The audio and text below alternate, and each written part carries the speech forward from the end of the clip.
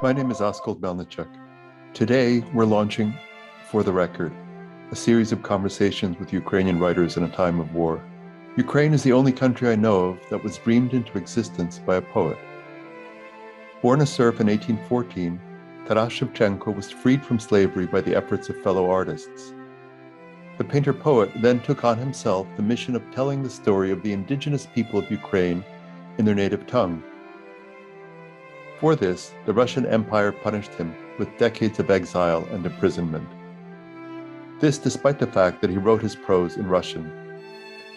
His Ukrainian language poetry, however, had the effect of solidifying and fortifying the indigenous people's sense of themselves.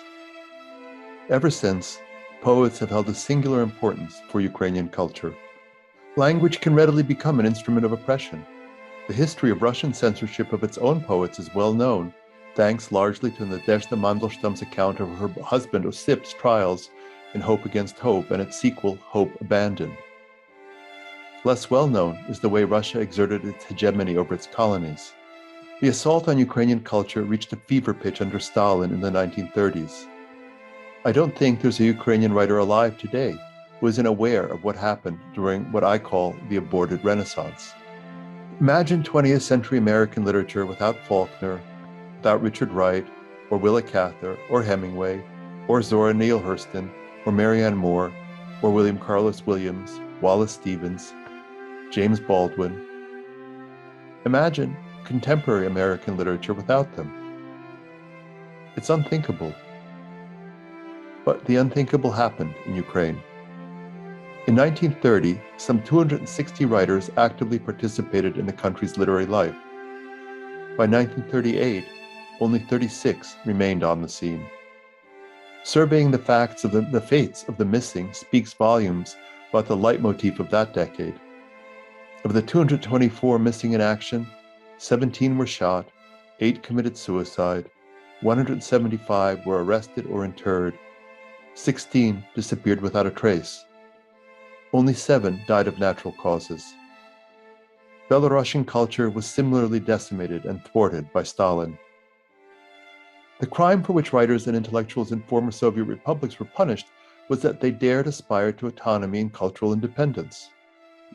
That Russia remains so threatened by the mere existence of other languages and cultures is a psychosis worth exploring. Racism can take many forms.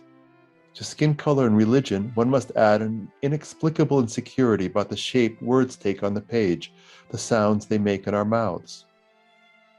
Behind the paranoia lies the fear that long-buried crimes against indigenous communities might finally see the light of day. Might once have seemed like ancient history, a record of one of the most terrible periods of the 20th century, was given fresh urgency and relevance with the publication of what historian Timothy Snyder describes as Russia's Genocide Handbook, published on RIA Novosti, Russia's official state news site, on April 3rd, just a few days after the discovery of the mass murders by Russian soldiers in Bucha.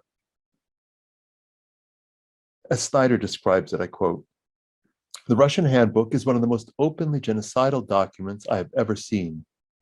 It calls for the liquidation of the Ukrainian state and for abolition of any organization that has any association with Ukraine. Such people, the majority of the population, more than 20 million people, are to be killed or sent to work in labor camps to expurgate their guilt for not loving Russia. Survivors are to be subject to re-education. Children will be raised Russian.